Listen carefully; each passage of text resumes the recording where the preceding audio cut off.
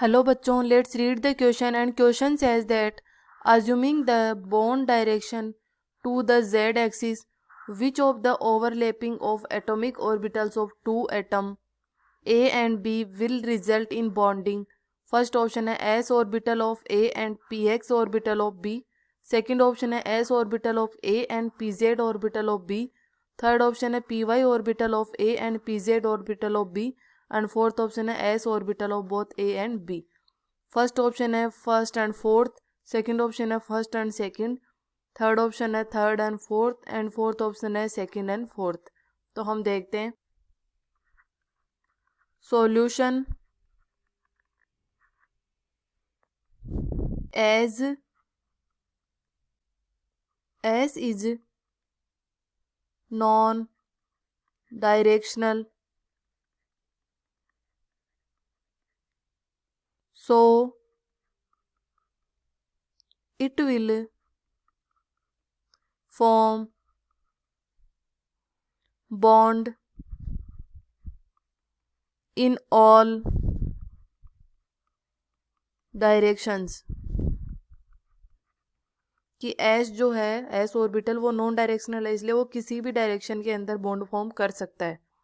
फिर हम बात करते हैं also PZ is directed in Z axis, so it will form bond on Z axis. ये जो PZ है वो Z एक्सिस पर होती है, इसलिए ये Z एक्सिस के अराउंड ही बॉन्ड फॉर्म कर सकती है.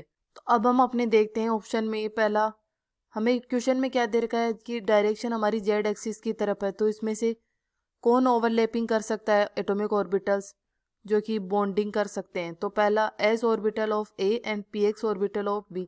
एक्स वाला नहीं कर सकता, एक्स एक्स डायरेक्शन में बनाएगा ये, और हमें Z एक्सिस दे रखी है, तो फर्स्ट गलत हो गया. सेकेंड वाला S orbital of A and PZ orbital of B. S orbital of A बिल्कुल सही है. क्यों? क्योंकि S ऑर्बिटल तो नॉन डायरेक्शनल है, किसी भी डायरेक्शन में बॉन्ड बना सकता है, और PZ वाला Z एक्सिस हमें दे रखी है. फिर है PY orbital of A and PZ orbital of B. X और Y डायरेक्शन में नहीं बन सकता क्योंकि Z दे रखी है. फोर्थ है S orbital of both A and B. ये भी बिल्कुल सही है. तो first option first and fourth ये नहीं होगा. सेकंड ऑप्शन है फर्स्ट एंड सेकंड, ये भी नहीं होगा. थर्ड ऑप्शन है सेकंड एंड फोर्थ, ये भी नहीं होगा.